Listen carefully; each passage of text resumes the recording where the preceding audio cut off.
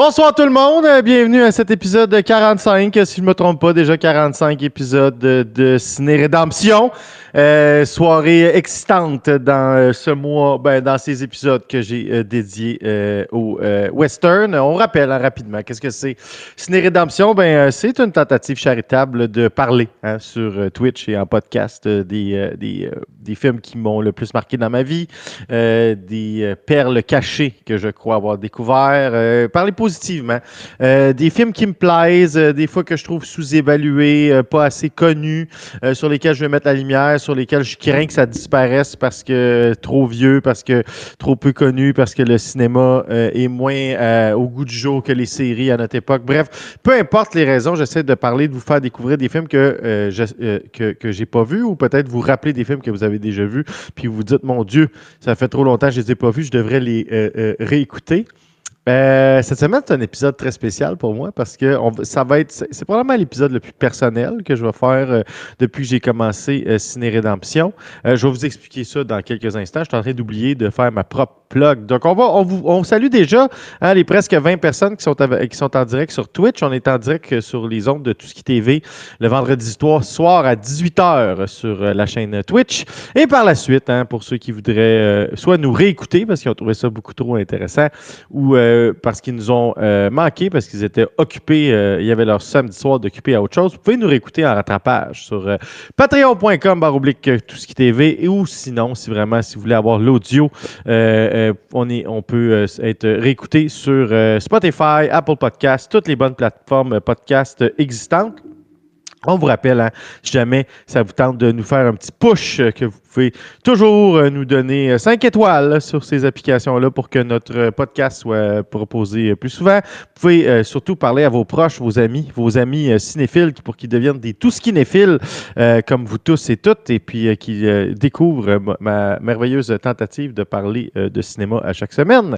Et sinon aussi, ce qui peut rendre service à toute la communauté, tout ce qui est à tous les shows de la chaîne, c'est de partager l'ensemble des publications sur les réseaux sociaux de Tout ce qui TV et en particulier ceux de Ciné Rédemption.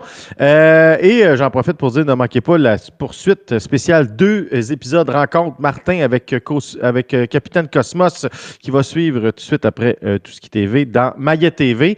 J'ai écouté l'épisode d'hier qui était sur la chaîne Capitaine Cosmos. C'est quand même une rencontre intéressante. Je ne suis pas certain qu'ils vont... comment dire? Je suis pas certain qu'ils vont faire beaucoup de synthèse, mais au moins ils se posent des questions intéressantes, puis ça se passe dans une ambiance de très rare respect où ils peuvent communément se remettre en question sur certaines affaires. Donc c'est quand même pour l'esprit très intéressant. Ne manquez pas ça.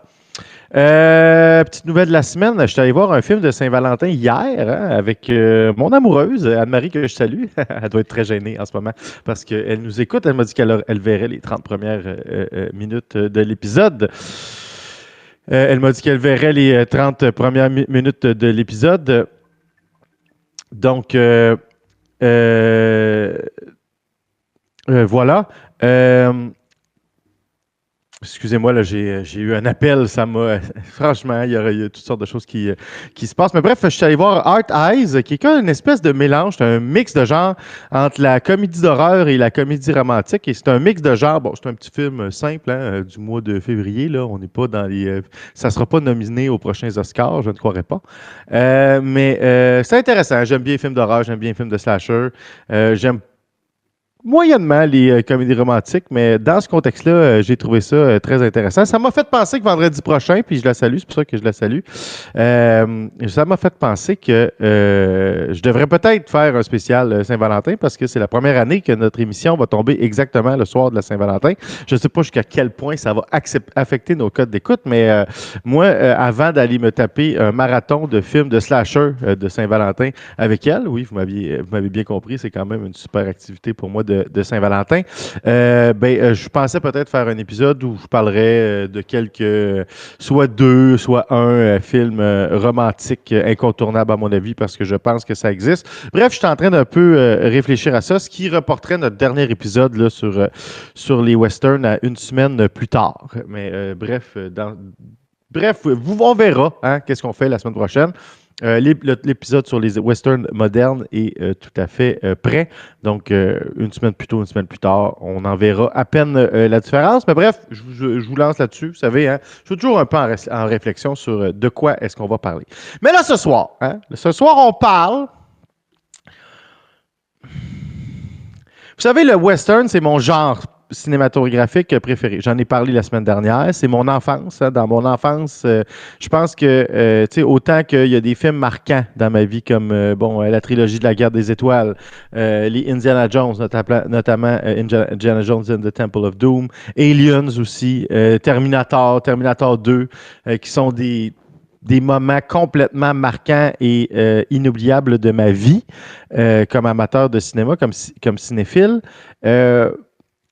Le western, en général, j'ai découvert ça dans mon enfance. Mais tu sais, les films dont on a parlé la semaine dernière, c'est-à-dire les grands classiques du Golden Age du cinéma américain de western, ça, c'est des films que j'ai découverts pour la plupart, là, vingtaine avancée, même il y en avait quelques-uns début trentaine. Donc, c'est assez récent dans ma vie que je m'intéresse particulièrement à ça. Puis c'est vraiment je suis un peu dans la troisième phase là, de ma vie de cinéphile, où là, je suis dans les trucs hyper nichés, j'essaie de voir le plus de choses possibles. Je suis dans la phase où mon objectif, c'est de devenir une encyclopédie, si vous voulez.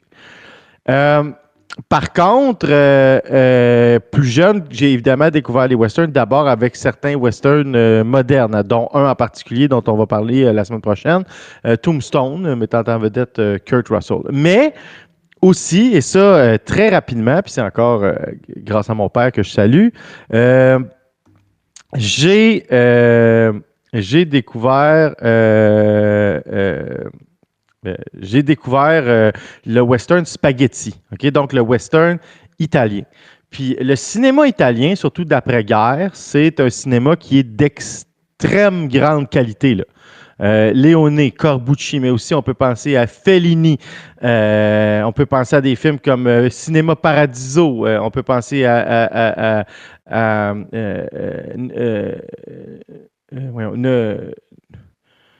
film de Fellini, le nom m'échappe. Mais bref, c'est un cinéma qui est hyper riche, qui est d'extrêmement grande qualité, puis qui est très renommé. Hein? Évidemment, il y a tout le cinéma aussi un peu les body movies, hein, les body B-movies. Le duo Bud Spencer et Terence Hill est à peu près incontournable en cinéma italien, très populaire aux États-Unis aussi.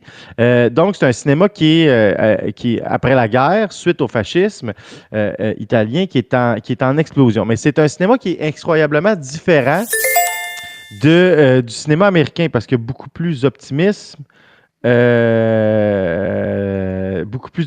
beaucoup moins optimiste, beaucoup plus cynique. Tu sais, on est comme je dis, on est au tournant de la guerre. On est suite à l'échec militaire de l'Italie, mais aussi suite, dans le fond, au déboire du régime fasciste de Mussolini. Donc, c'est un cinéma qui se présente beaucoup plus dans un angle critique, dans un angle cynique, qui va mettre en scène des personnages d'anti-héros, qui va poser des dilemmes moraux importants. Et le western spaghetti va s'inscrire là-dedans. Donc, le réalisateur qui a inventé, là, en guillemets, le western spaghetti, c'est de toute évidence Sergio Leone. Hein, mais je pense qu'il y a un deuxième réalisateur qui en a fait énormément plus en quantité, puis il en a fait des excellents, que Quentin Tarantino appelle the second best spaghetti movie director of all time. Il y a une joke là-dessus, notamment dans Once Upon a Time in Hollywood. Lui, c'est un de ses réalisateurs préférés. Puis il y a beaucoup de films ce soir dans la liste qui sont de lui aussi. C'est Sergio Corbucci. Puis moi, tu sais, je veux dire, vraiment, tu sais, celui qui a donné les lettres de noblesse aux gens et qui a fait les plus grands épiques, c'est sûr que c'est Sergio Leone, mais celui qui a fait du western spaghetti un genre, c'est-à-dire en décuplant les productions, puis en décuplant les projets, puis en étant à la fois producteur, auteur, réalisateur sur une quantité effarante de films, c'est Sergio Corbucci. La différence entre leurs films, on va en parler ce soir, c'est le niveau de violence, hein, puis le niveau de sarcasme. Beaucoup le cinéma de Corbucci va être un cinéma beaucoup plus sombre, beaucoup plus nihiliste, beaucoup plus violent. Hein? On est dans l'extrême violence et parfois même gore par limite. Alors que dans Léoné, même s'il met en scène des personnages qui ne sont jamais des héros, qui sont souvent des anti-héros, mon type de personnage préféré si vous écoutez Ciné Rédemption depuis longtemps, quand même, c'est des grands épiques.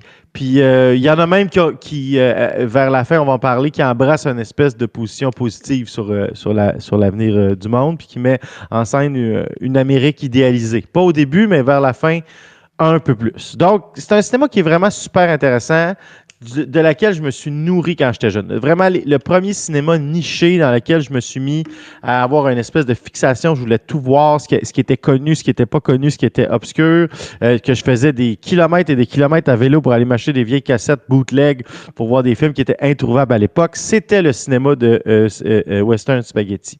Donc vraiment, là, je dirais là, de l'âge de 11-12 ans jusqu'à aujourd'hui, les spaghetti western, c'est parmi mes films préférés. Puis là, ce soir, là, je vous nomme 10 films que je considère qui sont 10 chefs-d'œuvre.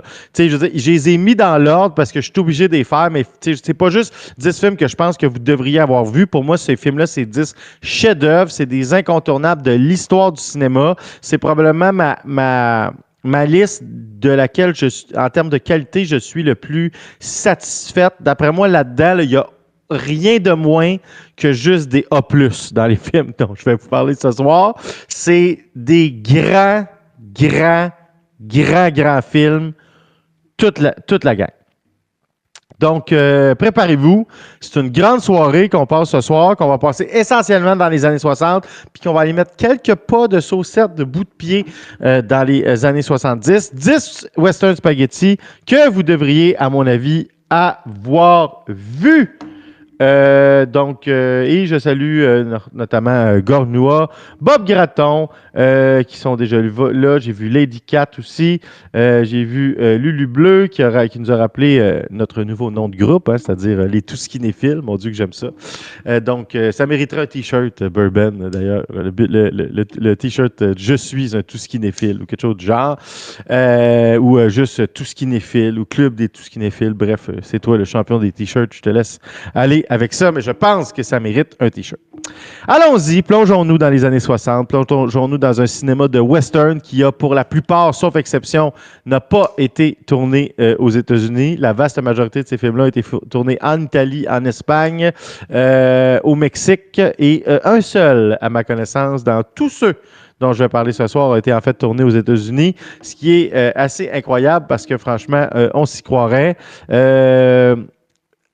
Une série incroyable de films dont on va commencer avec un de mes personnages préférés, c'est-à-dire celui qu'on a par la suite appelé The Man with No Name, là, surtout dans la mise en marché américaine, c'est-à-dire le fameux personnage de Clint Eastwood avec son poncho, son chapeau, son air complètement détaché et ses répliques complètement fameuses comme Such ingratitude when I think about all the time that I save your life.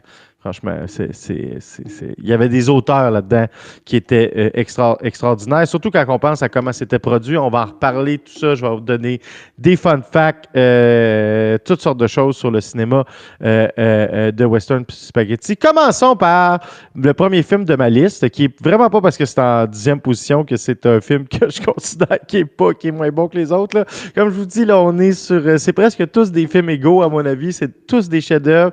C'est probablement le film de ma liste qui va avoir été le plus marquant. Je me suis posé la question, est-ce que je le mets est-ce que je le mets plus haut? Mais c'est difficile parce que c'était tellement une petite production, un film à petit budget. C'est un film qui a coûté en tout et partout 70 000 $ à produire au complet, mais qui a rapporté des millions, surtout quand il a traversé l'océan. C'est le premier film de Sergio Leone. C'est le film qui a tout changé. On parle, tu sais, aujourd'hui, souvent, les cinéphiles, les experts en cinéma vont parler de l'après Fistful of Dollars. Donc, on va parler du film Fistful of Dollars. Donc, vraiment, c'est le film qui vient tout changer. Ce film-là va traverser aux États-Unis seulement 2 ans après sa sortie. Il va sortir aux États-Unis la même année que le deuxième film, là, dont on va évidemment parler plus tard. Là. Je veux dire, tous les films de western de Leone sont dans cette liste-là. C'est évident. Donc, à Fistful of Dollars, qui se voulait à l'époque un remake, hein, Fistful of Dollars, il y a peu de gens qui savent, mais c'est un remake d'un film de Kurosawa qui s'appelle Yojimbo, un film des années 50 de Kurosawa qui s'appelle Yojimbo, qui est aussi un incroyable film. Il y a un deuxième film dans cette liste-là qui est un remake non officiel de Yojimbo. On va en parler un peu plus tard. Vous savez, les Italiens, ils respectaient aucune règle. Hein. Ils faisaient ce qu'ils voulaient. Toutes les règles d'Hollywood ne s'appliquent pas. Tu sais, notamment qu'on appelle ça The Dollar Trilogy, puis qu'on essaie de dire que c'est le même personnage parce qu'il est habillé pareil, Clint Eastwood, dans les 3 films. C'est en fait pas le cas. Leone n'a jamais réfléchi sa série de films comme étant une trilogie avec le même personnage. La réalité pour laquelle il y a toujours le même costume, c'est parce que Clint Eastwood avait dérobé, avait un peu volé ce costume-là sur le set de la série Rawhide dans laquelle il travaillait. Il l'a amené avec lui en Italie, puis c'est lui qui tenait parce qu'il trouvait que ça lui donnait un look badass. Mais tu sais, dans les faits, dans le premier film, le personnage s'appelle Joe. Dans le deuxième film, le personnage s'appelle Manco. Puis dans le troisième film, le personnage s'appelle Blondie. De manière marketing, et vu que c'est jamais complètement dit, on assume que c'est le même personnage. Ils se ressemblent beaucoup, ils ont la même personnalité, etc. Mais c'est jamais confirmé. C'est surtout pas réfléchi comme ça. Hein? Le premier film de Fistful of Dollars se passe à une époque western 1800, post-guerre de sécession assez classique, alors que The Good, The Bad and The Ugly se passe dans le cœur de la guerre de sécession. Il n'y a pas de règles. Il y a des acteurs qui reviennent souvent. Il y a des acteurs qui... Lee Van Cleef, dans un film, va faire le méchant. Dans l'autre film, il va faire l'allié de Clint Eastwood. Il y a un acteur qui est là dans les 3 films. Il fait un personnage différent. Le même acteur joue un des méchants différents dans les 2 premiers films. Vraiment, c'était des films low budget qui se faisaient avec des gens qui aimaient ça, travailler ensemble. Et toutes les règles d'Hollywood là, sur lesquelles qu'on voudrait imposer à ces films-là, en fait, s'appliquent pas. Puis moi, dans mon avis, il faut écouter ces films-là, chacun séparément et chacun pour soi. C'est comme ça qu'il faut qu'on écoute ces films-là. Mais Fistful of Dollars, c'est vraiment un excellent film. Il y a un remake américain qui a été fait dans les années 90 avec Bruce Willis. Il y a peu de gens qui savent ça. Là. Je pourrais éventuellement en parler. C'est la même histoire de Yojimbo encore, mais dans un set plus années 20. Ça s'appelle Last Man Standing. C'est dans un setup un peu plus années 20, un peu plus prohibition, un peu plus crime organisé, Al Capone-ish, etc., qui est pas mauvais non plus, hein, Last Man Standing. C'est un film que j'aime beaucoup. Donc, tout ça sont des remakes. Tiens-toi, Bourbon, ça n'existe pas des bons remakes. A Fistful of Dollars, le film qui a inventé le Western Spaghetti, est en fait un remake de Yojimbo. Qu'est-ce que ça raconte? Ça raconte de l'histoire d'un samouraï. Non, ça raconte l'histoire d'un cowboy, mais qui est en tout cas, dans Yojimbo, c'est un samouraï, qui débarque dans une ville dans laquelle la ville est déchirée entre 2 familles rivales qui se disputent le contrôle de la ville, si on veut. Puis il va essayer, comme c'est un personnage qui est un peu, qui est ni bon ni méchant, là, qui est juste là pour lui-même, si on veut, un anti-héros, comme on le disait, ben, il va essayer de jouer ça à son avantage, de flouer les 2 familles,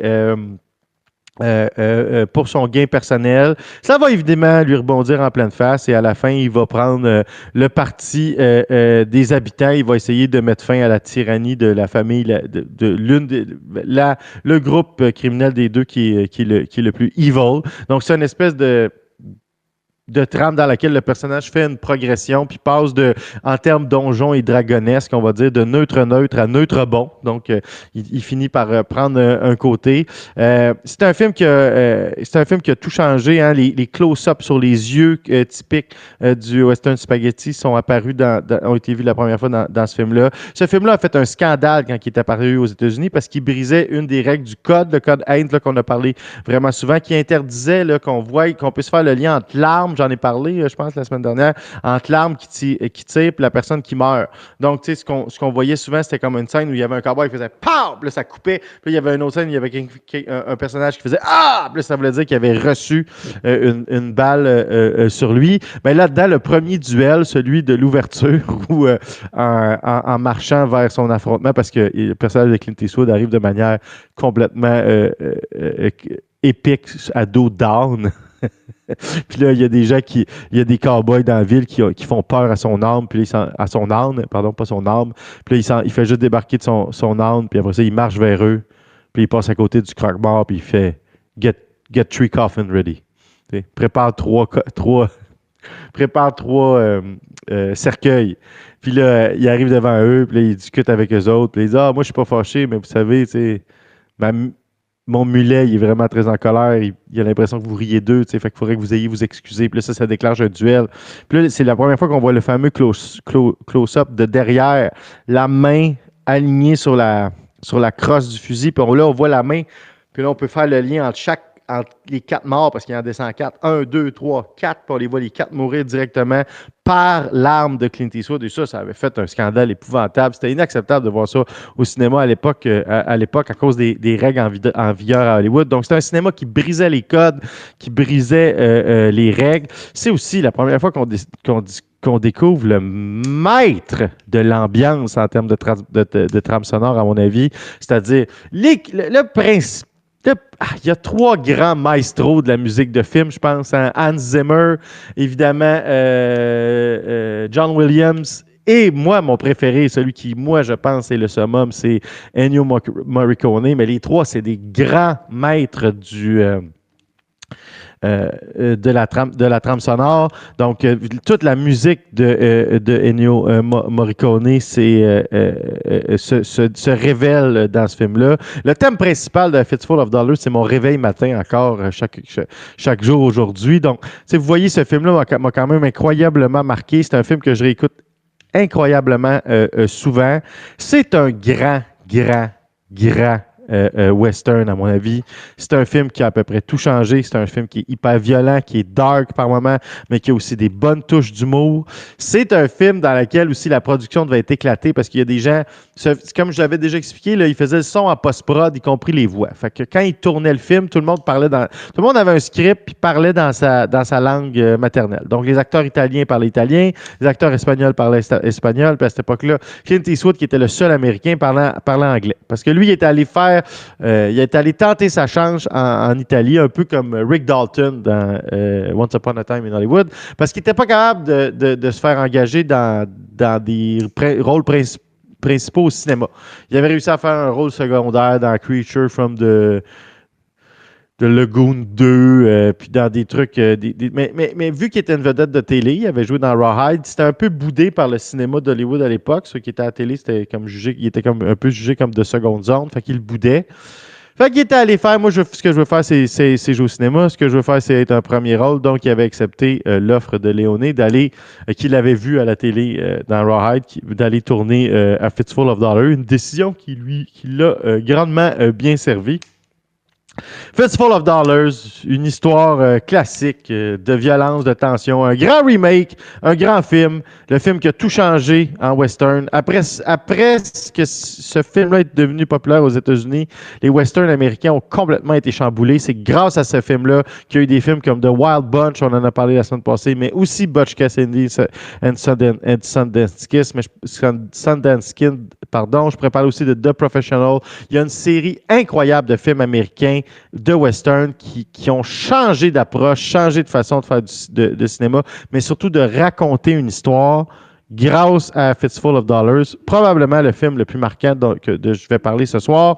C'est sorti en 1964 à 1966 sur les écrans aux États-Unis et c'est un maigre score de 7,9 sur 10 sur IMDb. Grand film. Pour ceux et celles qui n'ont pas encore vu ça, garochez-vous.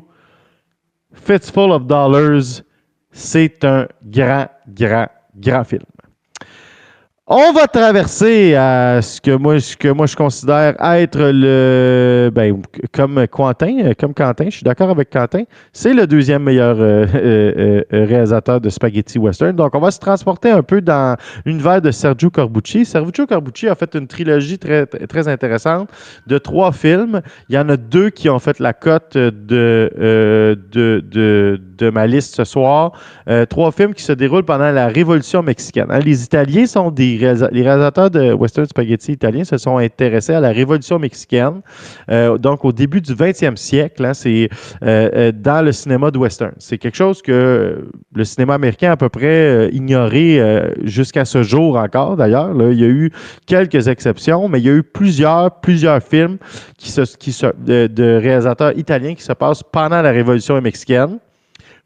Pourquoi pendant la Révolution mexicaine? C'est parce que le régime contre lequel Zapata et Pancho Villa se sont révoltés était un régime du 19e siècle qui était proto-fasciste, là, qui fonctionnait drôlement et dont les parallèles avec le fascisme de Mussolini étaient faciles à faire. Et particulièrement pour Corbucci, toute sa cinématographie, sa mise en scène fait des références critiques au fascisme italien parce que Corbucci était un antifasciste notoire. C'est une des raisons pour lesquelles je l'aime autant, d'ailleurs. Mais bref, donc, 3 de ses films et 3 de ses meilleurs westerns, dont il y en a 2 qui sont dans la liste de ce soir, se déroulent durant la Révolution mexicaine et mettent en scène des anti-héros qui finissent par prendre part à cette révolution-là. Le premier film dont je veux parler, c'est The Mercenary. The Mercenary qui est avec Franco Nero. Franco Nero qui était l'acteur fétiche de Corbucci. Franco Nero qui fait une apparition dans le film Django Unchained de Quentin Tarantino, notamment. Donc, toujours en vie. The Mercenary, sorti sur les écrans italiens en 1968, dirigé par Sergio Corbucci, mettant en vedette Franco Nero, Tony Musante, Eduardo Giaro, Alvaro De Luna, Franco Ressel, Ralph Baldassare, Joe Camel, Jack Palance. Jack Palance, le roi du film B, un autre acteur américain, celui qui joue le boss du Joker au début de Batman 1989 et aussi qui joue dans City Light, là, l'espèce de film un peu de cowboy avec Billy Crystal. C'est celui qui fait le méchant là-dedans. C'est Jack Palance. Jack Palance joue dans ce film-là. Il joue le personnage de Curly, qui a été plus d'une fois parodié, notamment avec le personnage de Phil Deffer dans Lucky Luke, là, pour les amateurs de Lucky Luke. Donc, qu'est-ce que ça raconte, dans le fond, The Mercenary? Ça raconte l'histoire d'un mercenaire polonais en exil au Mexique pendant la Révolution, qui essaie de tirer son épingle du jeu à travers tout ça et qui rencontre un révolutionnaire mexicain, le personnage de Paco, et qui va se lier d'amitié avec lui. Puis ils vont essayer de permettre à une paysanne, une fille de paysanne qui est devenue une leader de la Révolution, de se rendre, dans le fond, à une espèce de point de rendez-vous sans se faire prendre par les troupes du gouvernement, les fédérales mexicains. Mais les fédérales mexicains vont mettre le personnage de Curly dans leur chemin. Personnage qui est joué par Jack Palance, qui va essayer de leur mettre des bâtons dans les roues dans tout le film. C'est une prémisse qui est assez simple. Le film est extraordinaire. Pour vrai, Franco Nero, c'était un acteur qui était débonnaire, qui mettait beaucoup d'humour dans ses films. La scène du duel de la fin, qui se passe dans une arène de corrida, avec le personnage de Paco qui est habillé en clown, et probablement, c'est le seul, ce qu'on appelle le Mexican stand-off, là, comme la fameuse scène dans The Good, The Bad and The Ugly, dont on va reparler plus tard. c'est le seul film de Corbucci dans lequel il y a un Mexican stand-off comme ça. Donc, Corbucci, c'est pas quelqu'un qui mettait les duels, là, puis les espèces de longs close-up sur les yeux autant que Léoné. C'est quelqu'un qui était plus dans le dialogue, le développement de personnages, la critique sociale. D'après moi, c'est pour ça que c'est un des préférés à Quentin Tarantino puis qui a beaucoup inspiré Quentin Tarantino. Mais le duel de la fin là-dedans est exceptionnel. C'est Ennio Morricone qui signe aussi la trame sonore, puis c'est une de ses meilleures tunes. Hein. Vous savez, dans Kill Bill, là, la chanson qui joue quand The Bride est dans le cercueil, puis que là, elle se met à faire le coup que Pai Mei lui a appris, puis elle dit look at that, Pai Mei, puis qu'elle a réussi à sortir du cercueil, puis à se déterrer vivante. La tune qui joue le ta-na-na-na-na, ben ça, c'est la tune, en fait, The Arena, qui provient du film The Mercenary. La première fois que j'ai vu le film de Bruce Mercenary, ça, j'ai vu ça il y a à peu près une dizaine d'années. Quand la toune a parti, j'ai tellement crié, j'ai fait encore Quentin qui reprend des affaires que je savais pas qu'ils existaient. Tu sais, je veux dire, c'est une toune classique de Ennio Morricone. Bref, ce film-là est très bon. C'est un setup qui est différent. C'est beaucoup plus dark, mais c'est comme une comédie en même temps. C'est comme une dark comédie sur un terme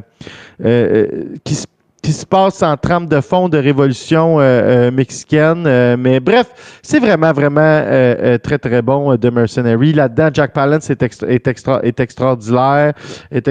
Donc, je vous recommande vraiment de voir ce film-là. C'est très, très, très bon. On continue avec un autre film de Sergio Corbucci, un film de 66. Celui-là qui est un remake de Yojimbo. Donc, vous allez voir que l'histoire se ressemble beaucoup à Fistful of Dollars, mais qui est aussi un contexte différent et qui est vraiment exceptionnellement bon aussi comme film. C'est le film Django, évidemment, avec Franco Nero encore. Donc, à ne pas confondre avec Django Unchained, mais la raison pour laquelle le film de Quentin Tarantino s'appelle Django Unchained, c'est à cause de ce film-là. D'ailleurs, la chanson Django au début de Django Unchained, c'est la chanson titre de ce film-là.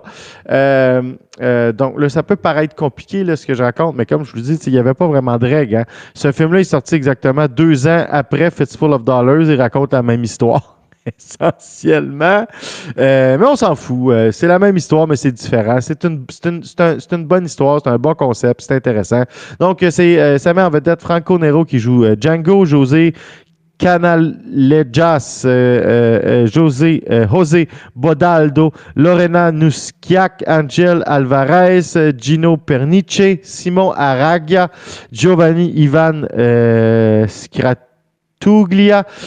Donc, excusez-moi, je dois casser les noms italiens de manière assez excessive. Qu'est-ce que ça raconte? Ça raconte l'histoire d'un soldat de l'Union, donc du Nord, qui, après la guerre, se rend dans une ville du Sud qui est dans laquelle il y a d'un côté les gens qui sont pour l'autorité, qui acceptent la victoire de l'Union dans la guerre, et de l'autre côté, les espèces de nostalgiques des États confédérés d'Amérique qui se font la bataille pour essayer de contrôler la ville.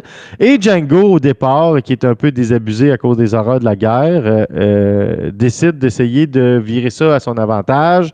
Mais avant la fin du film, ça va un peu lui rebondir dans la face et il va être obligé de prendre un côté. Une des affaires marquante, c'est qu'il arrive dans la ville avec un cercueil, donc il est à cheval, puis il tire derrière lui un cercueil, puis tout le long du film, on se demande, mais qu'est-ce qu'il y a dans ce cercueil-là? Qu'est-ce qu'il y a dans ce cercueil-là? C'est l'utilisation assez fréquente de ce qu'on appelle un fusil de Tchekhov. On se souvient que le bon Dominique nous avait expliqué ce qu'est un fusil de Tchekhov. Donc, tout le long du film, on se demande qu'est-ce qu'il y a dans le cercueil. À un moment donné, il y a un punch que je ne vendrai pas parce que je pense que ce film-là est un peu moins connu que les autres. À un moment donné, il y a le gros reveal de qu'est-ce qu'il y avait tout ce temps dans le cercueil. Vous allez voir ce qu'il y a dans le cercueil. C'est très, très, très cool. C'est vraiment excellent, Django. C'est une autre bonne version de cette histoire-là. Ça vaut la peine d'être écouté. Si vous voulez mon conseil, écoutez Yojimbo, A Fistful of Dollars et Django back-à-back. Faites-le l'expérience une fois, les 3 fois la même histoire. Puis rajoutez Last Man Standing. Écoutez 4 films, un marathon des 4 films qui racontent la même histoire. Un après l'autre. Vous allez voir, c'est différent à chaque fois. Il y a Christopher Walken aussi qui joue dans Last Man Standing. Last Man Standing, c'est très bon aussi. C'est vrai, tu sais, quand une histoire fonctionne, elle va fonctionner très bien dans toutes ses allitérations, je pense. Puis ça, c'est un bon exemple. Bref, Django, c'est une version beaucoup plus violente, beaucoup plus gore. Il y a énormément de sang là-dedans. C'est encore plus violent, puis ça pousse encore plus les codes du cinéma de western que A Fistful of Dollars. Ça n'a pas la qualité de Fistful of Dollars, je pense pas. C'est très low budget. Puis, Corbucci qui avait peut-être un peu moins de talent, surtout pour utiliser les moyens du bord. Tu sais, quand je dis ça, un peu moins de talent, c'est la différence entre Sidney Crosby et Ovechkin. Là, on est dans les plus grands réalisateurs de tous les temps. Mais bref, c'est un petit peu moins bon que Over. Non, je pense pas. Moi, je l'ai mis plus haut dans ma liste. Il faut que je sois cohérent. C'est différent. La raison pour laquelle je l'ai mis plus haut, c'est que c'est plus surprenant que Fistful of Dollars. Est-ce que je dirais que c'est meilleur ou moins bon? C'est difficile à dire pour moi. Pour moi, c'est à peu près... C'est très équivalent, là. Vous devriez avoir vu Django. Si vous ne l'avez pas vu, écoutez-le. Vous allez voir il y a plein de références qui sont faites dans Django Unchained à ce film-là. Notamment la présence de Franco Nero dans Django Unchained. Salut, moi, Sophia. Oui, je vais très bien. Le cercueil est rempli de vaccins Gorgnois. Et voilà, hein, c'est un film anti-conspi et anti-vax de l'époque.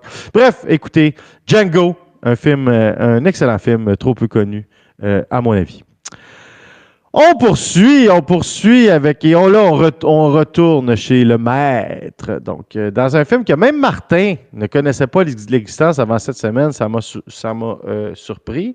Donc, Sergio Leone, ce qu'il faut savoir, c'est que après que la MGM, Metro Goldwyn Mayer, ait mis... il a quand même trouvé ça intéressant. Ce qu'il voulait faire avec les films avec Clint Eastwood, ce n'était pas une trilogie. On appelait ça la Dollar Trilogy.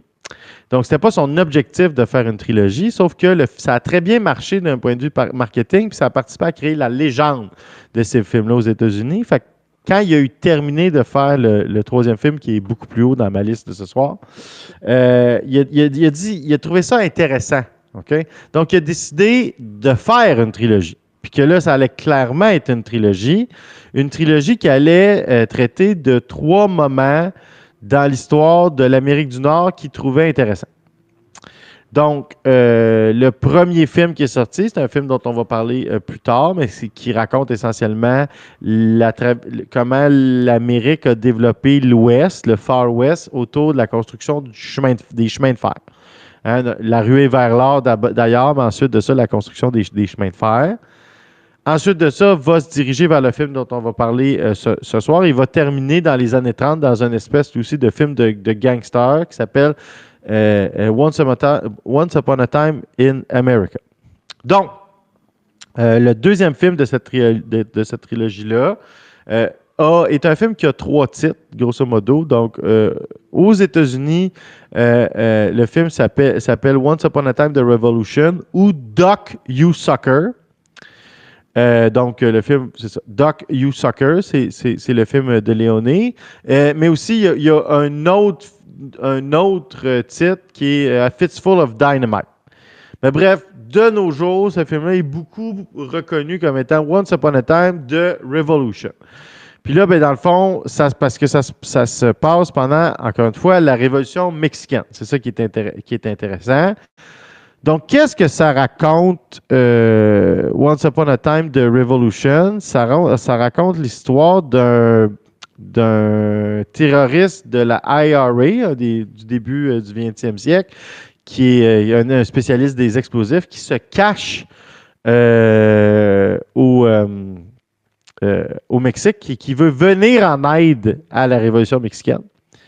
Et il se lie d'amitié avec un Mexicain qui, lui, est un bandit qui se fout des objectifs politiques de la Révolution et qui, à travers sa relation avec cet Irlandais-là, va embrasser la Révolution mexicaine. Donc, c'est ça qui est intéressant, c'est que dans ce film-là, c'est pas le personnage de l'étranger qui fait le parcours et le cheminement personnel du je m'en fous au bien.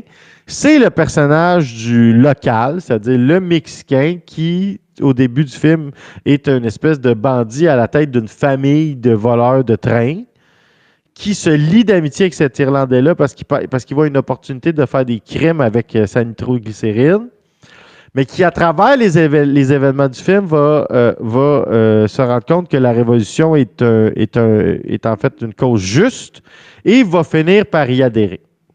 C'est probablement le film de Leone avec la trame narrative la plus élaborée, avec les dialogues les plus... peut-être qu'il y a Once Upon a Time in America, mais en tout cas, dans ces westerns, c'est sûr que c'est celui-là qui a la trame narrative la plus élaborée, qui a l'évolution de personnage la plus intéressante. Puis c'est aussi ce film-là est tourné au Mexique, hein, parce que bon, dans la trilogie, quand ils décident de faire la trilogie de qu'on appelle les Once Upon a Time, là, donc Once Upon a Time in the West, Once Upon a Time the Revolution, Once Upon a Time in America, il change son approche, Léon. Il dit, moi, là, maintenant, plutôt que d'essayer de maquiller l'Espagne ou l'Italie en Amérique, je vais me rendre en Amérique. Donc, Once Upon a Time in the West, on va en parler plus tard, ça a été tourné dans Monument Valley. Donc, les images qu'on voit, c'est en Arizona, c'est aux États-Unis, c'est les images classiques même qu'on voyait dans les films de John Ford, c'est les mêmes prises de vue. Once Upon a Time, The Revolution a été tourné au Mexique, dans la région où s'est déroulé beaucoup les événements de la Révolution mexicaine du début du 20e siècle. Et Once Upon a Time in America a été tourné à New York, dans Brooklyn, dans les quartiers juifs, pour rajouter une touche d'authenticité à ce qui était mis en scène. À ce moment-là, Sergio Leone était un réalisateur de renommée internationale. Il était super populaire aux États-Unis. Il n'avait pas de difficulté à se faire financer. Il pouvait se déplacer. Puis il a décidé de prendre cette avenue-là.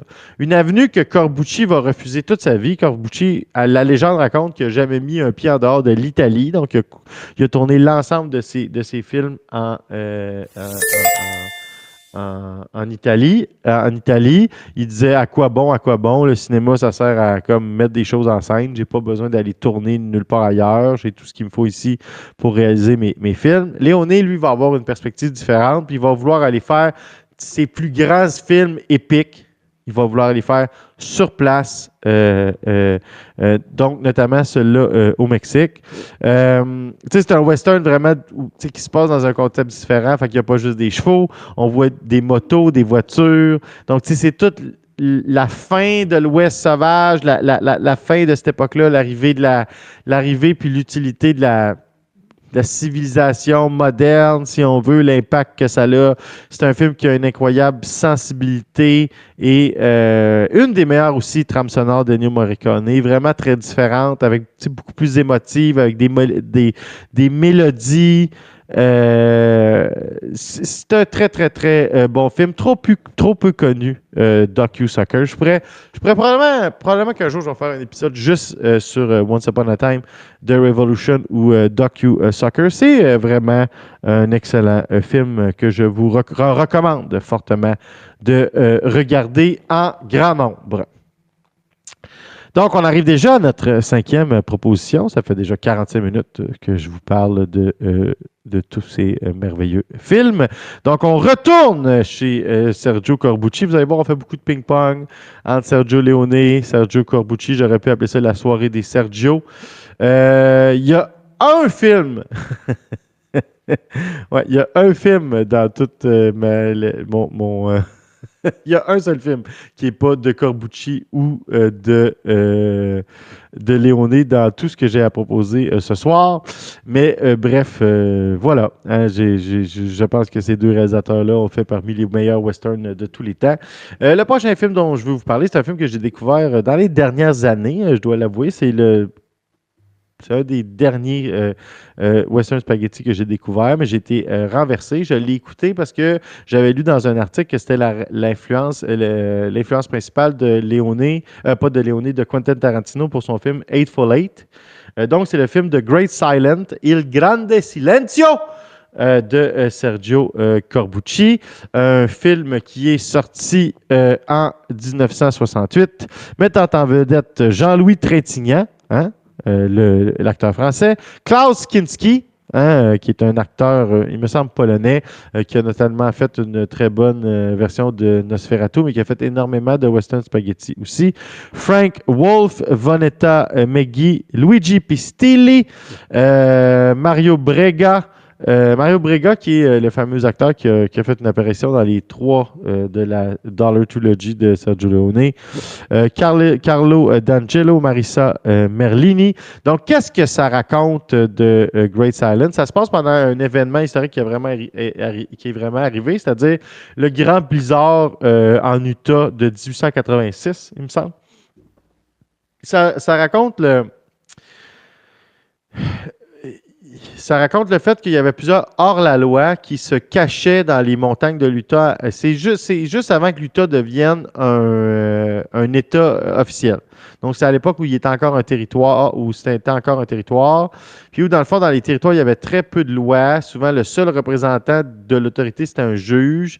Puis, bref, il y avait beaucoup le phénomène des bounty hunters, là, des chasseurs de primes, qui capturaient les gens dead or alive, et surtout dead dans cette circonstance-là, parce qu'il y avait très peu de procès dans ces endroits-là.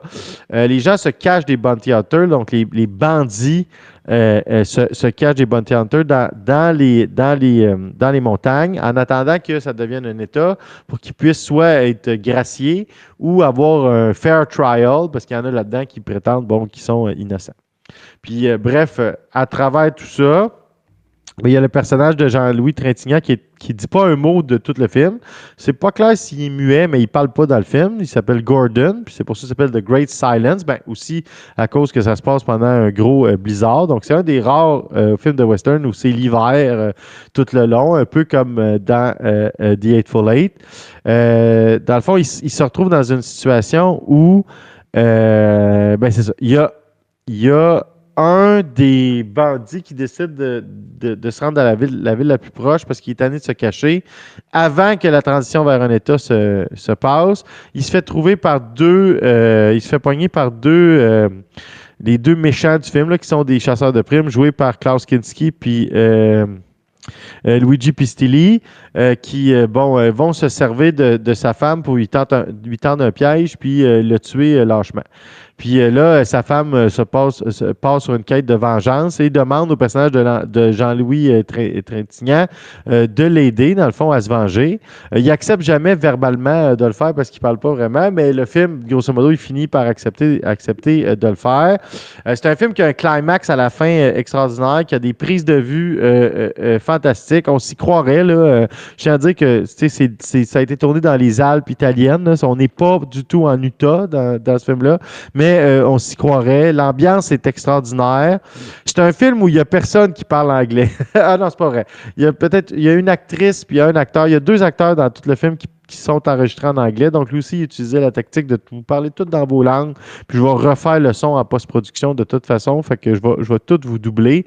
Même les personnes qui sont tournées en anglais se doublent elles-mêmes. Là. C'était ça la façon de faire pour ces films-là. C'est un film qui a un climax à la fin puis une tension à la fin qui est vraiment extraordinaire. La rivalité qui est bâtie entre le personnage de Klaus Kinski et le personnage de Trintignant et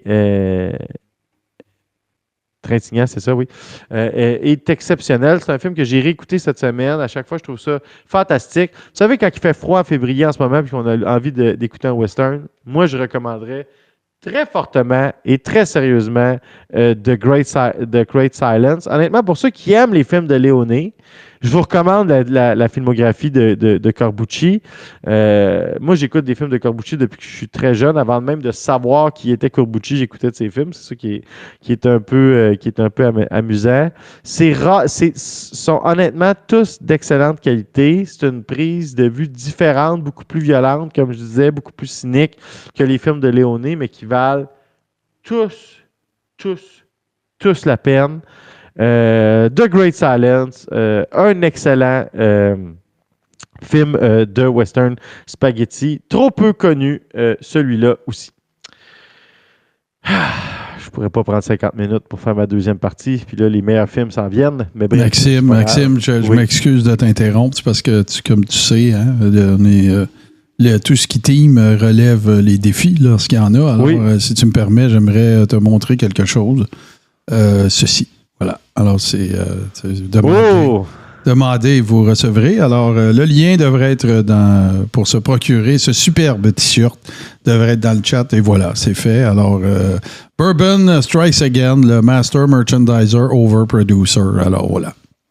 Bon, alors voilà, le t-shirt officiel du show, tout ce qui néphile est en ligne. Je vous encourage à vous en procurer un.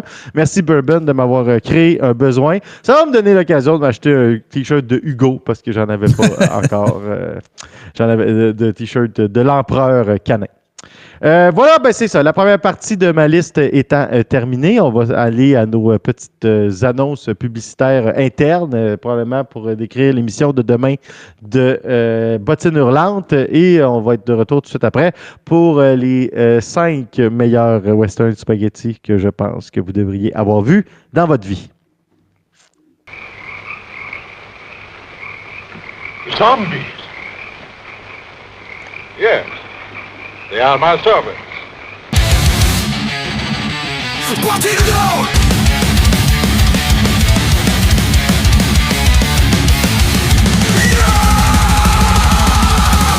Zombie! Martin Icrude. Il s'est échappé de l'hôpital hier soir. En prenant la fuite, il a tué un jeune garçon et un policier avec le sigle de la marque d'une voiture allemande. Oh, ils ont un tank! Grâce à votre bras, Martin. Vous avez le pouvoir d'arrêter Herzog et son cortège meurtrier. C'est quoi le plan? On va monter notre propre armée.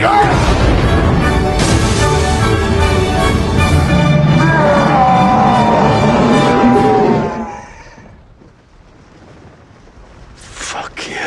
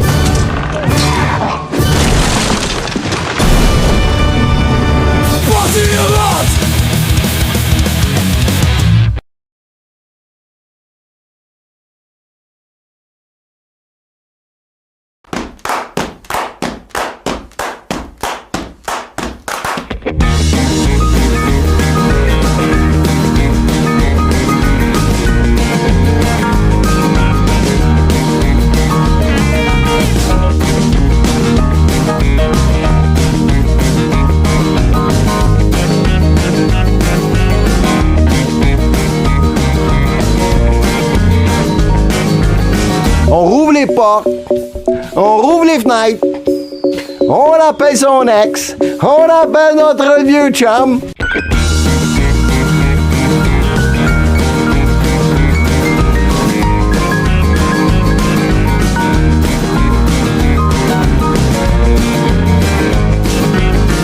Oui, c'est hey!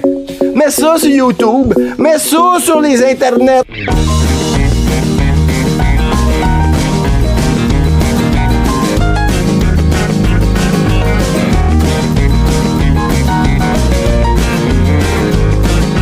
Cosma, c'est en forme. Il a mis sa belle cravate, son beau kit noir. On va avoir tout un show.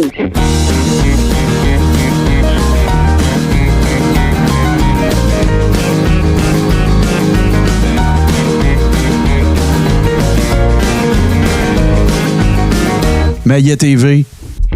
Fuck, c'est la télévision qui en parle. T'es bien plus dans marde que tu penses.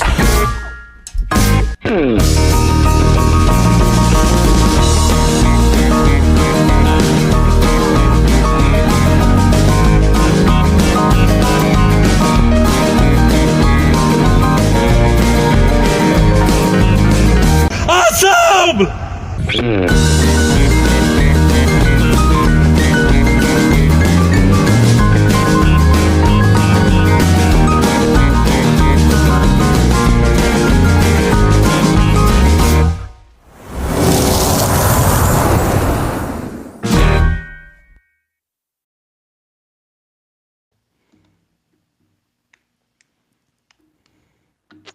Manquez pas Maillet TV tantôt. Je pense que ça va être... c'est une semaine cosmique à tout Ski TV et je pense que ça va être une soirée épique à Maillet TV. Donc, manquez pas ça. Tout de suite après moi, c'est mon comparse, mon coloc, Martin, mon producteur, celui qui est derrière la caméra, qui est en train de nous installer un encore plus incroyable studio de pharaon dans la petite Italie montréalaise. Donc, manquez pas ça tout de suite après mon show. C'est tout ce qui c'est Maillet TV sur tout ce qui TV. Donc, on repart. Là, attention, là, il va falloir que je me contrôle. Les 5 prochains films, c'est des films que j'ai vus tous plus que 20 fois. Là, on rentre dans des films qui ont marqué ma vie. Il reste un film de Corbucci, un film qui n'est ni de Corbucci ni de Leone, et ensuite de ça, on enchaîne 3 de Leone qui sont au sommet, la grande trifecta du cinéma de western italien, les meilleurs films du genre, à mon avis, les meilleurs films du genre western. Les 3 premiers sont probablement les meilleurs films du genre western de tous les temps. Peut-être que je mettrais un de John Ford, genre The Man Who Shot Liberty Valance là-dedans. Je sais pas. En tout cas, c'est vraiment, vraiment, vraiment des incroyables. Le film en 5e position, un film de Sergio Corbucci de 1970, son 2e film de sa trilogie sur la révolution mexicaine. On parle bien sûr de Compañeros, vamos a matar, compañero, and violence made them. Donc, c'est un film de Corbucci sorti en 1970, mettant en vedette encore une fois Franco Nero, Thomas Millen, Iris Burden, Fernando Rey, José Bodaldo et aussi le très célèbre Jack Palance. J'aime beaucoup Jack Palance dans les films de Corbucci. Donc, qu'est-ce que ça raconte, l'histoire de Compañero? Ça raconte l'histoire, grosso modo, de El Vasco, qui est une espèce de...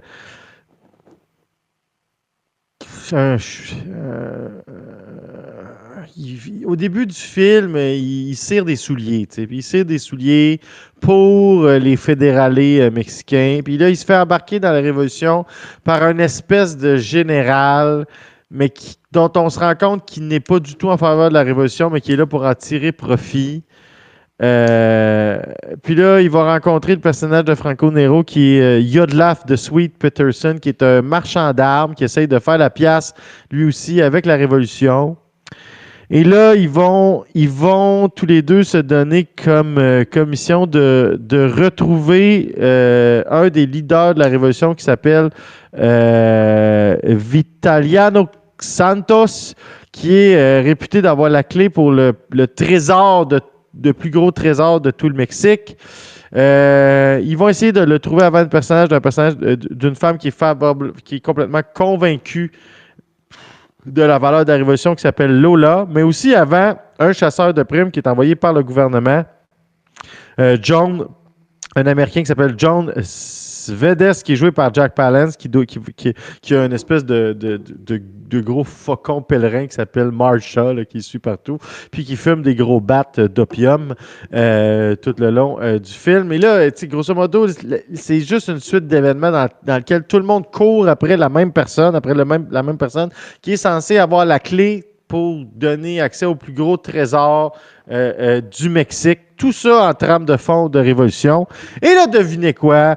Le personnage de Vasco, le personnage de Yodlaf vont se lier d'amitié pour vrai avec Lola et rejoindre les valeurs de la révolution. Celui qui va y résister le plus longtemps, c'est le personnage de Swede, mais il va finir lui aussi par céder. Une des meilleures chansons, je dis ça souvent, mais la trame sonore de Ennio Morricone est incroyable là-dedans. La tune principale est extraordinaire. Et la scène finale, là, vraiment la scène finale sur laquelle le film se termine est extraordinaire dans tout ce qu'elle porte. C'est un film, encore une fois, qui est hyper violent. Le slogan, c'est « And violence made them ». Donc, c'est hyper violent. Mais il y a encore la touche d'humour cynique, d'humour nihiliste de Sergio Corbucci. Là, c'est un film qui avait beaucoup plus de budget. Donc là, c'est les grands espaces. C'est vraiment, vraiment très réussi, ce film-là. C'est un film d'action. Ça déborde d'action, ça déborde de rebondissements. Ce qui est intéressant, c'est qu'il y a des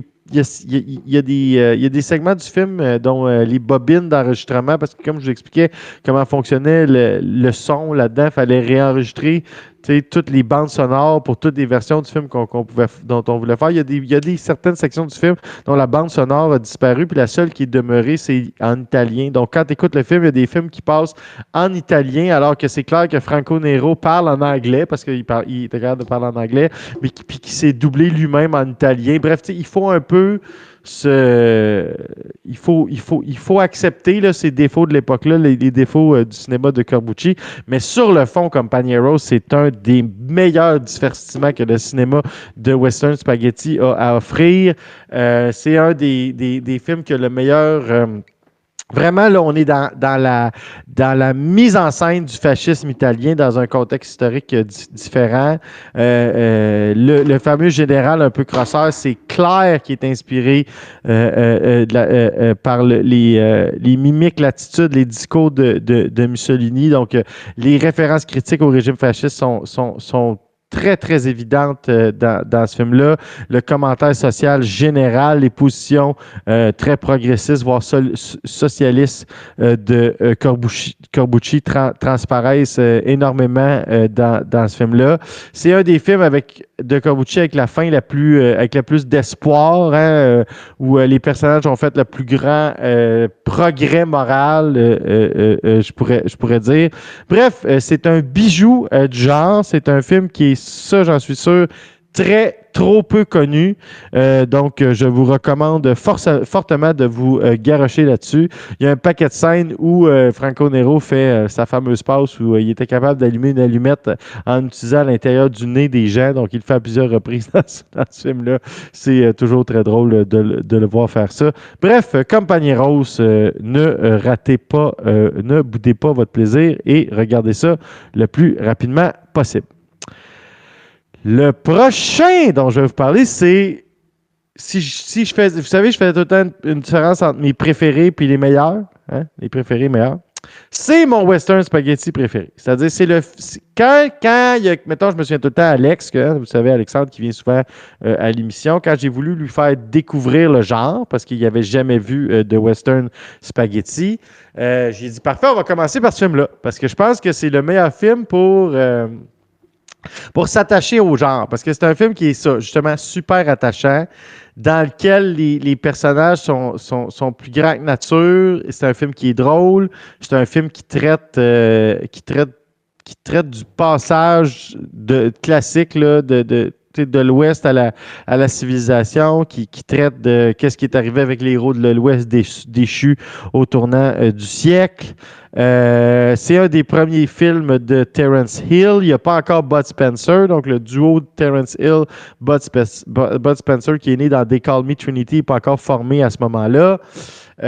C'est un film qui a une tune principale faite par Ennio Morricone, encore une fois, qui reste dans la tête. Martin m'a parlé toute la semaine à quel point il y a eu cette chanson-là dans la tête toute sa jeunesse, parce que ce que j'ai compris, c'est que c'était un des films préférés de son père également. Moi, c'est vraiment, s'il y a quelqu'un qui n'a jamais vu aucun western spaghetti, souvent, je vais leur recommander d'écouter ce film-là avant d'écouter Fistful of Dollars même. Donc, vraiment, je porte ce film-là dans mon cœur à ce point-là. C'est vraiment un superbe film et un plaisir à regarder incroyable. Donc, le film s'appelle My Name is Nobody. Un film qui a été réalisé par Tonino Valeri, mais qui a été écrit et produit par Sergio Leone, qui met en vedette Terence Hill, Henry Fonda, Jean Martin, R.G. Armstrong, Leo Gordon, Carl Brown, Steve Canali, Geoffrey Lewis, Neil Summer, Mario Brega, encore une fois, et Alexander Allerson. Ce film-là a une suite, A Genius, Two Partner and a Dupe. Film qui met en vedette nul autre que Robert Charlebois, notre Robert Charlebois. Le film n'a pas fait la cote, j'en parlerai pas ce soir parce que c'est un bon western spaghetti, mais c'est vraiment pas un des 10 essentiels à avoir vu dans sa vie, je penserais pas. C'est un film à voir si on est un amateur du genre, par exemple, puis c'est intéressant de voir Robert Charlebois au cinéma dans un film de western spaghetti. Donc, A Genius, Two Partner and a Dupe, qui est la suite de ce film-là. Mais qu'est-ce que c'est? My Name is Nobody. Ben, c'est ça. On suit un personnage qui est joué par Henry Fonda qui s'appelle Jack Beauregard. Et c'est intéressant narrativement ce qu'on fait avec ce personnage-là dans ce film-là. C'est Alex qui m'a fait remarquer ce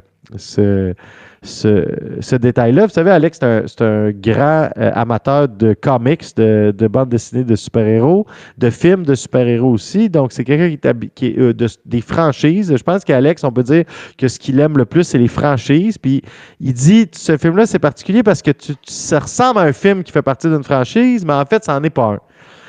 Mais c'est tellement bien présenté, le personnage de Jack Beauregard est tellement bien amené comme étant cette espèce de vieille légende de l'Ouest sur le déclin. Il dit tout de suite, t'as l'impression qu'il y a plein d'autres films, en fait, de Jack Beauregard qui mettent en vedette Jack Beauregard, puis que ça, c'est comme le dernier de la série de films, alors que c'est la première fois qu'on voit Jack Beauregard à l'écran. Mais tu sais, c'est un peu... Aujourd'hui, on pourrait comparer ça à Dial of Destiny, là, dans l'espèce de série d'Indiana Jones. Donc, on voit un héros de l'Ouest, Jack Beauregard, qui est sur le déclin à la fin de sa vie, vieillissant, qui essaye de se sortir de cette vie-là, puis qui est poursuivi, en fait, par ce que le film appelle la Wild Bunch, qui vraiment est le nombre incalculable de gunslingers qui lui en veulent.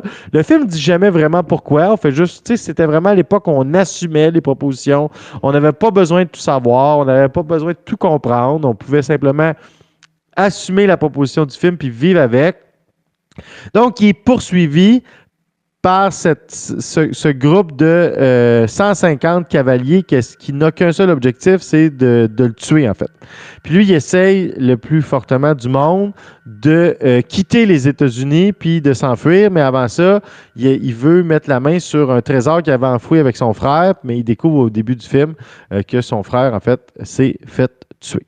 Donc, grosso modo, c'est ça la prémisse du film. Puis là, il va entrer en onde le personnage de Nobody, ou Nessuno, mais c'est à peu près pas mentionné, qui est joué par Terence Hill, qui était cette espèce de jeune, fringant, drifter de l'Ouest, qui lui, même si on est en 1899 puis que les old ways semblent finis, il a l'air de vouloir encore en vivre, qui est un as de la gâchette, qui tire vraiment super vite, qui est habillé tout croche, qui a des bas avec des trous, qui a même pas de cheval, il a juste une selle, puis qui a l'air d'être un grand fan de Jack Beauregard. Il connaît ses stats, il connaît toutes ses histoires. Tu as tué tant de personnes à tel moment, à tel endroit, puis là, tout le long, puis il dit la seule... Puis là, lui, ce qu'il veut, c'est bâtir la légende de Jack Beauregard, puis il dit, il faut que tu arrêtes de fuir la Wild Bunch, il faut que tu l'affrontes, parce que c'est ça qui va faire de toi une légende. C'est toi contre 150. Donc, il va dire ça tout le long du film. Et puis, le film va être basé sur la relation entre le personnage de Henry Fonda et puis le personnage de Terence Hill, puis à travers la tentative de fuite de Jack Beauregard et la façon dont le personnage de Nobody, joué par Terence Hill, va vouloir et réussir finalement à l'aider à atteindre ses buts. Je vends pas de punch parce qu'il y a souvent moins de gens qui ont vu ce film-là aussi, puis je pense que ça a tout le mérite d'être découvert dès le départ, mais c'est un film extraordinaire. C'est drôle, les musiques sont catchy, il y a des scènes qui sont typiquement burlesques. C'est plus une comédie, là. C'est presque un western comédie. Mais c'est super bien réussi. La proposition est fantastique. C'est vraiment c'est vraiment. Si j'ai à décider, si j'ai à dire c'est quoi mon western spaghetti préféré, là, celui qui est mon must go to, là, celui que. Là, je compare pas aux 3 prochains films qu'on va parler, là, mais vraiment, là, c'est tout un film. Ça mérite d'être vu. J'écoute ça aussi au moins une fois par année. Je vous recommande vraiment, vraiment, si vous n'avez pas vu ça, de donner une chance à My Name is Nobody. C'est un excellent, excellent film qui mérite d'être découvert. C'est un film qui est sorti tard là, dans l'histoire des Western Spaghetti, vers la fin de la vague, donc 1973, presque 10 ans après le début de la vague de ces films. Donc voilà, on est rendu maintenant à la trifecta. Les 3 plus grands Western Spaghetti, à mon avis. Un ordre qui est difficile à faire. Je pense que je choisis l'ordre le plus classique, le plus répandu dans l'univers du commentariat de cinéma. Je pense que ma proposition est pas tellement différente de celle que vous trouveriez dans un paquet de palmarès, mais je pense que la réputation de ces films-là n'est plus à faire. C'est des films qui doivent être célébrés, qui doivent être découverts, présentés, suggérés le plus qu'on peut. C'est 3 films de Leone, 2 films de la Dollar Trilogy et un des films de la Once Upon a Time Trilogy. Donc, sans plus tarder, là, puis je vous dis, c'est à peine un suspense. Ceux qui connaissent ça savent c'est quoi les films dont je vais parler à l'instant. Le premier film de ces 3 films-là dont je vais vous parler, c'est évidemment For a Few Dollar More. For a Few Dollar More, qui est... comment dire? C'est tellement, tellement bon. C'est tellement bon, ce film-là. C'est tellement un bon film d'action. C'est tellement un bon film de... C'est un film de heist aussi. Hein, c'est autour bon, je vais y aller. Là, excusez-moi, je vais m'épivarder. Donc, c'est un film qui est sorti en 1965, arrivé sur les écrans aux États-Unis en 1966, écrit, produit et réalisé par Sergio Leone, mettant en vedette Clint Eastwood, Lee Van Cleef, Gian Maria Volonte, qui est un acteur italien, qui jouait Ramon, j'ai oublié d'en parler tantôt dans Fistful of Dollars, qui joue El Indio, donc il joue 2 fois le méchant, mais des méchants différents. Il y a Klaus Kinski qui joue dans ce film-là, Luigi Pistilli, Benito Stefanelli, Aldo Sambrel, Roberto Carmadiel. Donc, qu'est-ce que ça raconte, ce film-là? Ça raconte l'histoire de 2 chasseurs de primes. Donc, là-dedans, Clint Eastwood joue Manco, le manchot, un chasseur de primes qui fait tout de la main gauche, sauf tirer. Il garde sa main droite cachée, puis la seule chose qu'il fait avec sa main droite, c'est tirer du gun.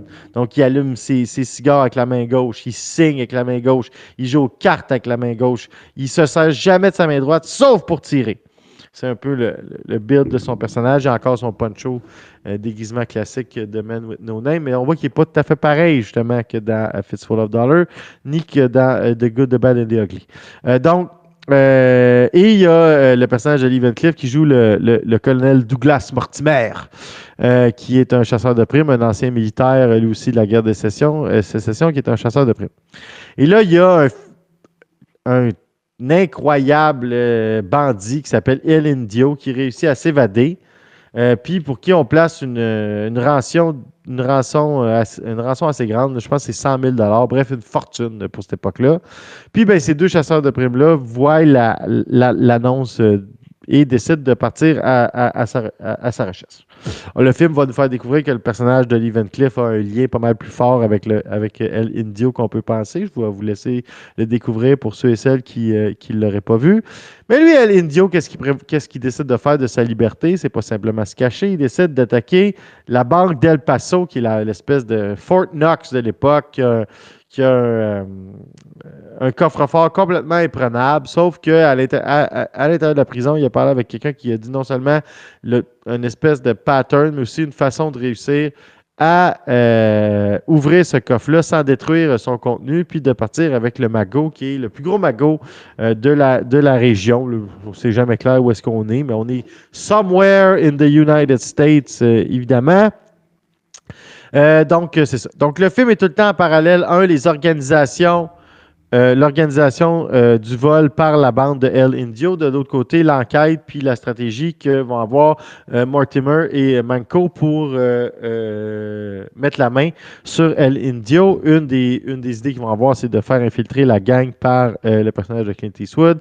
Évidemment, les personnages de Mortimer puis du Man with No Name pendant tout le film sont toujours on the edge de se trahir parce que c'est pas des héros, c'est des anti-héros qui sont là d'abord et avant tout, comme d'habitude, pour leur gain personnel, mais avant la fin, ils vont se lier d'une réelle amitié. Ils vont s'aider dans une espèce de climax incroyable. Souvent, c'est l'oublié de la Dollar Trilogy, là, au sens où Fistful of Dollars est tellement populaire pour avoir inventé le genre. Puis le prochain film dont je vais parler, j'en ai parlé souvent, en tout cas, je ferai pas de cachette que c'est le numéro 1 de ma liste, mais The Good, The Bad and The Ugly, c'est juste comme le chef-d'œuvre de Leone. Fait que souvent, on fait comme For a Few $, More, les gens sont comme « Ah, je savais pas trop que ça existait. » Un peu comme Once Upon a Time de Revolution dans l'autre trilogie de Leone. Mais honnêtement, c'est tellement, tellement bon. Là. C'est tellement prenant. Là. C'est les scènes de poursuite à cheval dans ce film-là sont les meilleures de tous les films de Leone, à mon avis. Tout le plan pour le vol est incroyable. Le duel à la fin entre Mortimer et El Indio est épique aussi. La toune du duel est à quelque part quasiment meilleure que celle de El Trio. Très semblable, là, ça se ressemble beaucoup, mais avec beaucoup plus de trompettes. C'est un film qui développe son ambiance. C'est un film qui aussi amène, c'est la première fois qu'on voit ça, c'est-à-dire des sauts dans le temps. On a des flashbacks dans ce film-là. C'est pas des méthodes qui étaient très utilisées à l'époque. Je pourrais parler des heures de For a Few $, More, mais à chaque fois que j'écoute For a Few $, More, je me rappelle à quel point c'est bon, à quel point c'est pas les deux autres, mais presque. Là, presque. Là. Très honnêtement, presque. Là. Moi, je pense que c'est aussi bon que le prochain film que je vais vous parler. C'est juste une question qu'il faut que je fasse un classement, puis il y en a un qui est incroyablement plus renommé que l'autre, mais For a Few $, More, c'est un chef-d'œuvre. C'est un chef-d'œuvre, c'est un film parfait. Écoutez ça. Moi, je trouve que c'est là-dedans que Clint Eastwood est peut-être le meilleur des trois films. Ça fait du bien de voir Lee Van Cleef dans un rôle qui n'est pas un méchant. Habituellement, il joue toujours un méchant. Après ça, dans des films dans lesquels il va jouer. Donc là-dedans, il joue un protagoniste. C'est ça qui est intéressant. Bref, For a Few $, More, si vous n'avez pas vu ça, il y a une partie de moi qui vous juge. Il y a une partie de moi qui vous envie grandement. Avant-dernier film, donc. C'est le grand épique de Leone. C'est le western qui devait mettre fin à tous les westerns. C'était la grande bouclée. C'était l'arrivée de Leone aux États-Unis, tourné dans la réserve la réserve nationale des Navajos aux États-Unis, en plein cœur de Monument Valley, dans lequel on pouvait voir les mêmes grands espaces, les mêmes plans cadrés que John Ford. C'était Leone qui venait tourner le genre révolutionnaire dans les lieux classiques, des grands films classiques de John Ford. C'était Leone qui prenait parti avec une narration très américaine, un côté très américain à l'histoire qu'il raconte, c'est-à-dire on raconte l'évolution du chemin de fer aux États-Unis à travers évidemment des personnages torturés, complètement anti-héroïques et une sous-histoire de vengeance incroyablement épique, fidèle au genre western spaghetti, mais à travers, il y avait tout un côté plus américain, plus hommage au cinéma classique américain dont on a parlé la semaine dernière. Je parle évidemment de Once Upon a Time in the West. Once Upon a Time in the West.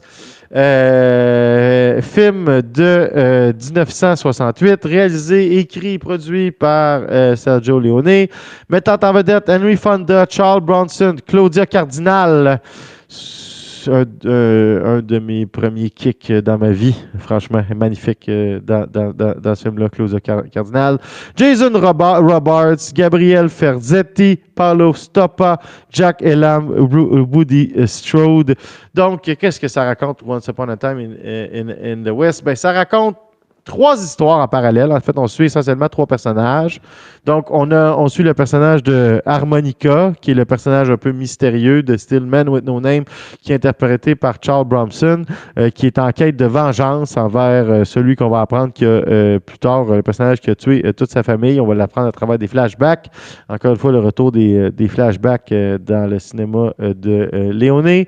On va suivre aussi le personnage de Manuel Cheyenne Gutiérrez, qui est un bandit de l'Ouest qui voit arriver la civilisation d'un bien mauvais œil et qui voit sa façon de vivre dans l'Ouest être menacée et qui essaie de garder son way of life. Et on va suivre l'histoire de Jill McBain, jouée par Claudia Cardinal, qui est une femme venue de l'Est, de la bourgeoisie, qui accepte de traverser le pays pour venir vivre en Arizona et faire l'aventure de fonder une famille dans l'Ouest avec un veuf, mais veuf qui se trouve, dont les terres se trouvent en droite, qui se trouve où veut passer le chemin de fer, et lui qui refuse de vendre sa terre parce qu'il vient juste de se trouver une nouvelle compagne, une nouvelle épouse pour l'exploiter.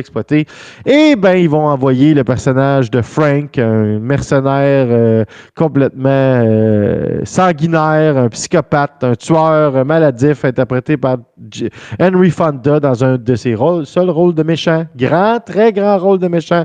D'ailleurs, on l'a pas souvent vu faire ça, et ce film-là nous fait dire que c'était un grand acteur qui aurait dû en faire beaucoup plus souvent.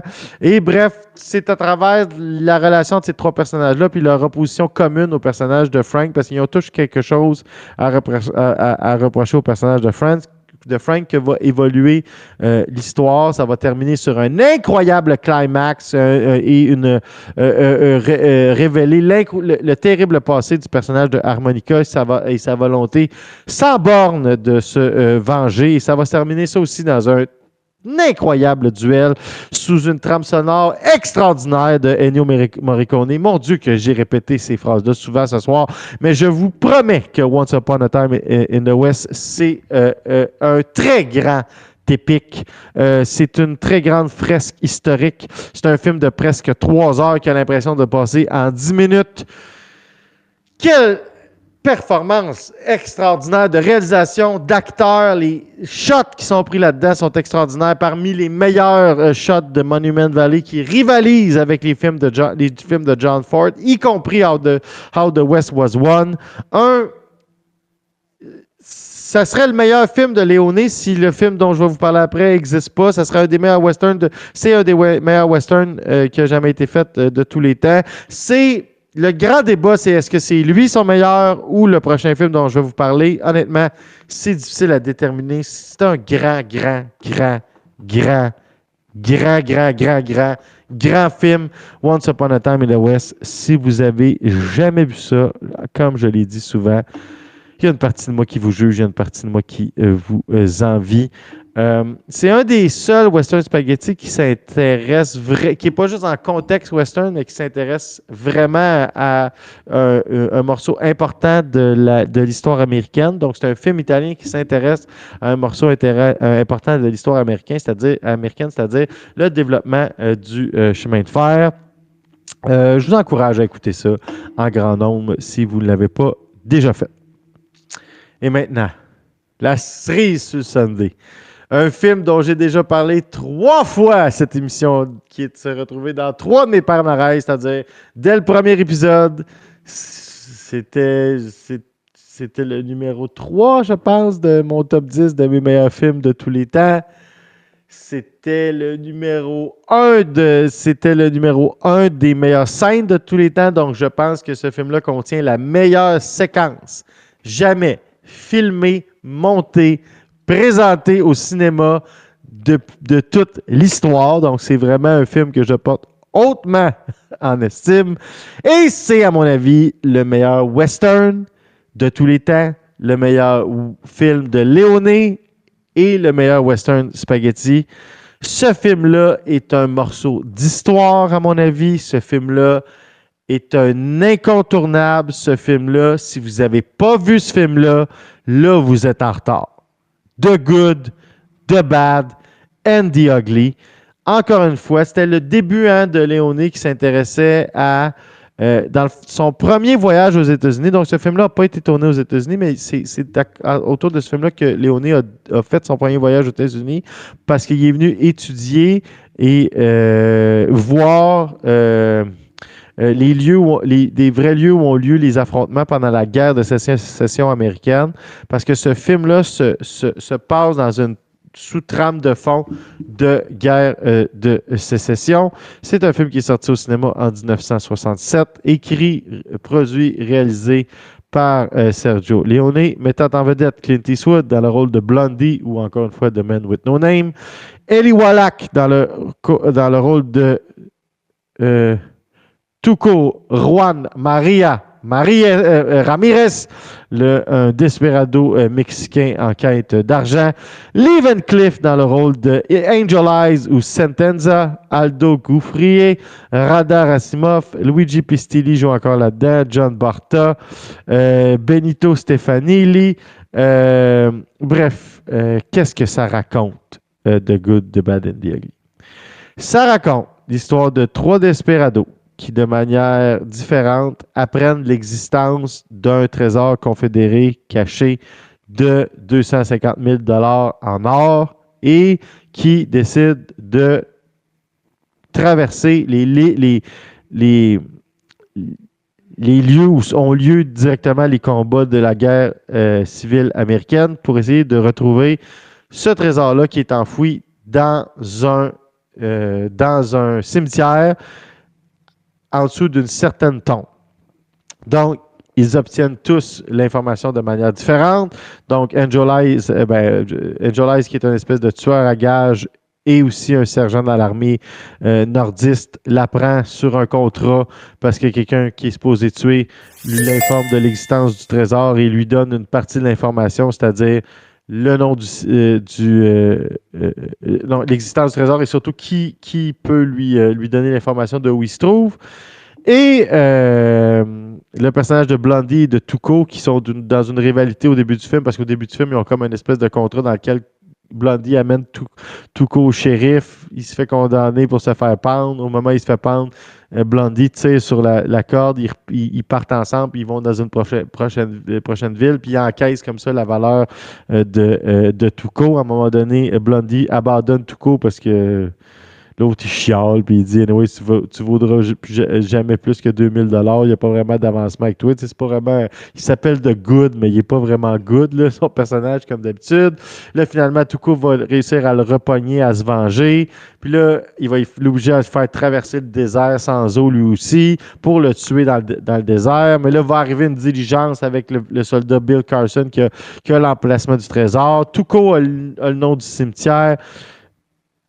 Blondie a le nom de la tombe. Ils sont comme forcés de former équipe. Ils traversent ça. Ils se font faire prisonniers d'abord parce qu'ils sont habillés en confédérés par les troupes de l'Union. Ensuite de ça, ils vont faire assemblant de s'enrôler dans l'Union. Ils vont faire exploser un pont. Ça va se terminer par un climax incroyable dans le cimetière de Sad Hill. D'ailleurs, il y a un incroyable documentaire là-dessus sur le lieu en Espagne où on peut aller dans le cimetière encore aujourd'hui où a été tournée cette scène-là. Et ça va mener à la plus grande scène de tous les temps, c'est-à-dire le trio, le Mexican Standoff, le duel à 3, dont on a largement parlé dans cette émission-là, qui est la meilleure scène de cinéma jamais tournée, jamais présentée, à mon avis. Ce film-là regorge de citations cultes. When you have to shoot, shoot, don't talk. Such ingratitude when I think of all the time I saved your life.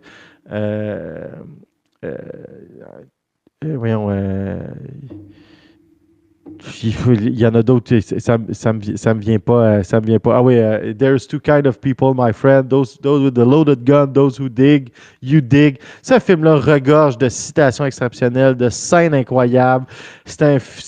Honnêtement, c'est un des plus grands films de tous les temps, point. C'est le plus grand western de tous les temps. C'est le plus incroyable western spaghetti. Si vous aimez pas les westerns, puis que ça fait 4 semaines que vous avez hâte que j'arrête d'en parler, vous devriez regarder ce film-là quand même.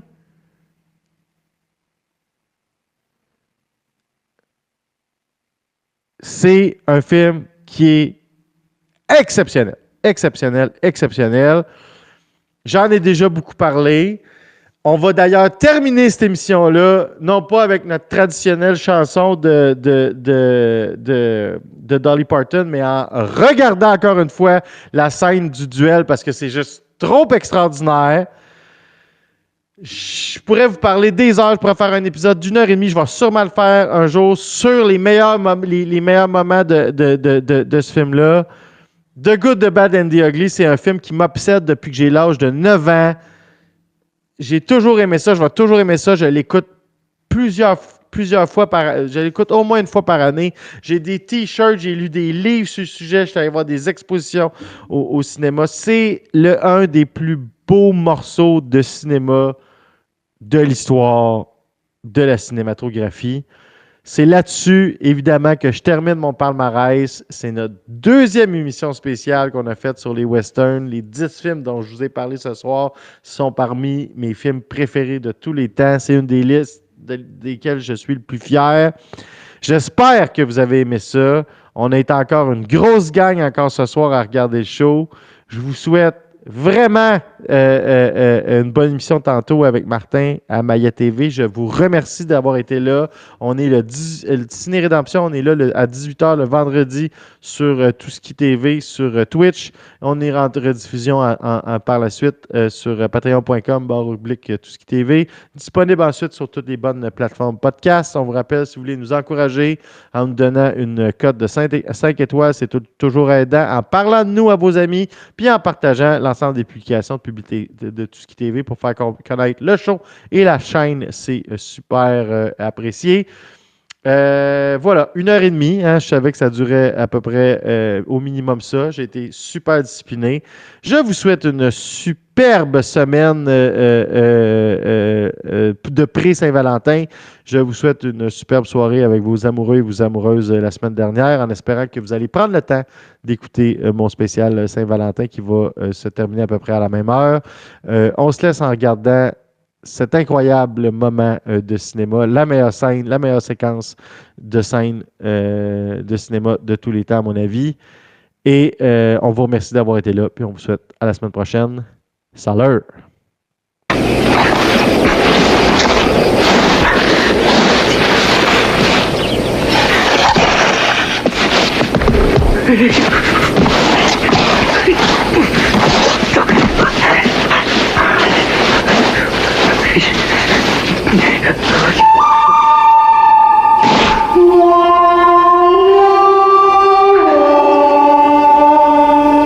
It'll be a lot easier with that.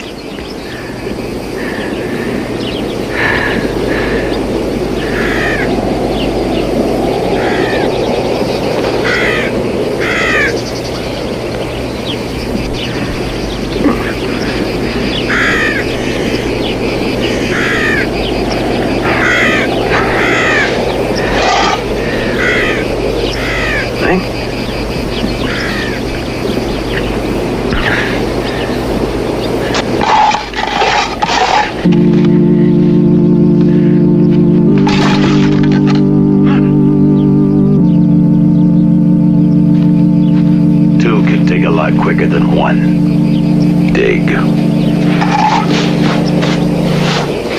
You're not digging.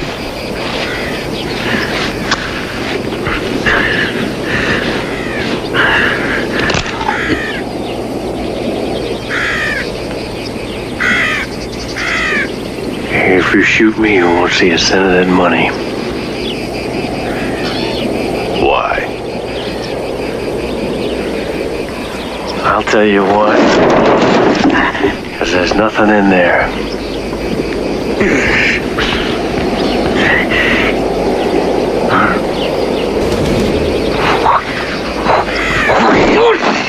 You thought I'd trust you? $200,000 is a lot of money. We're gonna have to earn it. How?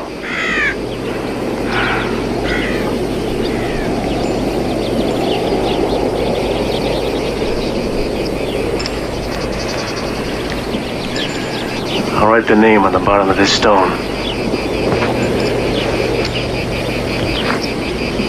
My gun?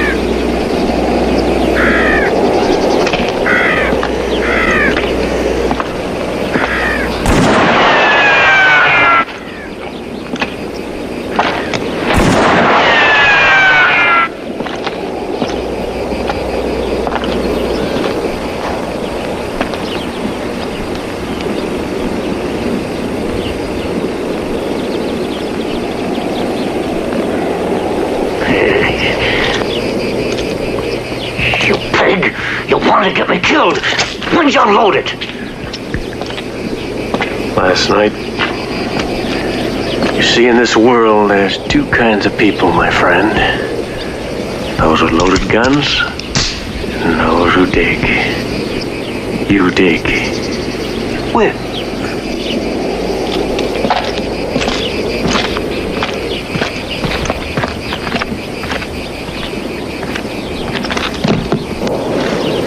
Here.